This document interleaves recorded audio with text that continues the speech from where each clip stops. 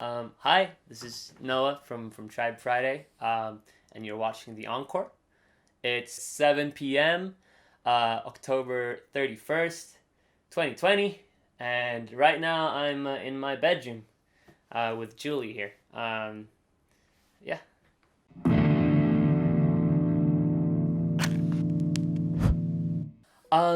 Current favorite artist is I'd say La Dispute if bands count as artists too.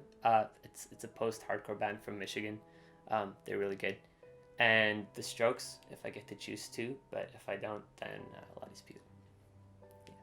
It's interesting because I don't really pay attention to the soundtracks that much, which I should because I make music. But I think I really like the Star Wars soundtracks. They're neat. Um, John Williams is really good. I mean, does anyone have a favorite music magazine? I don't know. I just read whatever shows up in my social media feed, I think. But if I get to choose a specific like music critic, I really enjoy the Needle Drop, Anthony Fantano, because he's just he seems really passionate about music, and I appreciate it. Favorite producer, me, maybe. No. I don't know. Gus Oberg is pretty good. He's Swedish, but I think he lives in New York. He's produced a bunch of the Stroke stuff and a band called Public Access TV that I really enjoy. So he's really good. And Max Martin, just because I'm Swedish and I have to pick Max Martin. Yeah. Mixing engineer. We just worked with Brian Maloof, and he's really nice because he's just like a super nice person. I don't want to pick favorites though. I really also like Magnus, who usually mixes all our stuff, and he's been like part of the tribe since the beginning, when we used to live way up north, and we were like teenagers, and he's just been really helpful. So yeah, those two, I guess. I can never just pick one thing, can I? Yeah. Favorite song? Jesus Christ. It's interesting because it's such a simple question, but it's so hard to pick favorites. The Adults Are Talking by The Strokes is a really good one. And I also really enjoy What's Good by Tyler the Creator from Igor. That's a good one. There's a bunch. uh, I wish I wrote The Last Lost Continent by La Dispute, because it's like 12 minutes and there's so much going on, and it just has this great like dramatic curve to it, which I just don't understand how they did it. So most proud of, I think in terms of stuff that we've released already, I really enjoy Julie, which is like a really quiet acoustic track, because I think it's really honest, and I wrote it in like 10 minutes. And in terms of stuff we haven't released, there is a song called Forward is the Way Out from our upcoming debut album that I'm really proud of, because it's very sad but also very happy at the same time, and that's kind of how I feel most of the time. So yeah. Dream collab. I've got so many. But I would love to write some like instrumental music for Jordan Dreyer from La Dispute to do vocals over. That would be pretty cool. And I don't know. I'd really like to work with Gerard Way from My Chemical Romance. He seems to have a nice mind to work with. So the thing that brings me the most fulfillment is, I think, just creating things and like seeing them come to life. And that doesn't have to be music.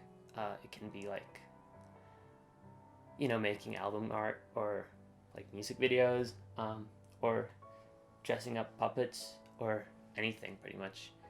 I just really love making stuff. So yeah. I'm pretty happy with my current situation. So I think as of right now, I really enjoy being independent. But I think, it all depends on like the label, I think. So if we would have like, if someone came along and they were really passionate about the music and you know really could offer something to help our great vision of becoming the biggest band in the world, then sure, definitely I'd go for a label. But I think that's people like that are really hard to come across. So as of right now, indie is nice. Oh wow. Our career goal is to become the biggest band in the world. Period. It's a very simple goal. It's nice to have simple goals in life. And the biggest step, I mean, we've taken so many steps this year towards that. I mean, it's like we've done our first publishing deal, our first like major booking deals with agents, and we did our first two German tours and our first like proper US tour. So there's been a lot of stuff going on this year, and it's all really exciting. So I can't choose one step because it's always like an ongoing process. But yeah, I'm inspired by like all the people around me. It doesn't. I don't know if I have any specific people. Like my girlfriend really inspires me. My parents are really cool people. My siblings. So just like whoever, like all the people around me that I love, I'm really inspired by all the time. And yeah, I think I draw inspiration from everything all the time. So if that makes sense. I am most grateful for having been born in a fairly well-off family in a fairly well-off country, in a peaceful country with good healthcare and good education, and just like parents that care about me, and I'm really really lucky compared to many other people in the world. It's easy to forget that. So what makes me truly happy? I don't know. Food, maybe.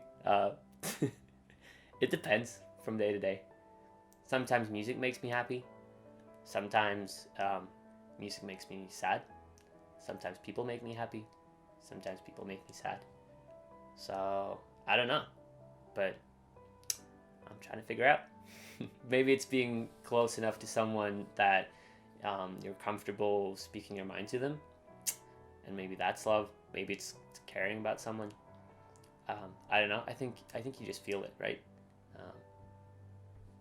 You just feel it. I'm definitely not the person to give advice on this. Go see a therapist if you can afford one. Don't surround yourself with stuff that doesn't stress you out, I guess. And don't do music, or don't pursue a career in music because it's not good for your mental health. So yeah, that's the best piece of advice I can give, I think. Is this a trick question? We have a pandemic going on. Sweden doesn't seem to notice so far, but I mean, yeah, definitely COVID. It's been really weird, man. I don't know. Yeah, I don't think anyone could have imagined at the start of this year what was going to happen, and I think it's changed a lot of people's perspectives and yeah, day-to-day lives. So COVID, thanks for being here, I guess. Staying calm and collected and happy and healthy despite all the weird stuff going on in my life and in the world. That was definitely the hardest thing, and just like trying to find balance between having normal relationships and doing normal things and like having free time, which I'm not very good at. It's really hard, especially with things picking up with Tribe now. So, and that's still a challenge that I'm trying to face, but I'm getting help with it. So, um, lesson, important lesson. It feels like it should be like this should be something like major and dramatic and something with a bit of weight to it. I don't know. I've learned how to make pasta. Yeah, that was a good lesson. The best thing that happened to me in 2020 was just everything that's happened with Tribe this year. So like getting picked up on a bunch of radio stations, getting to do tours despite this fucking weird situation we're in, and like everything.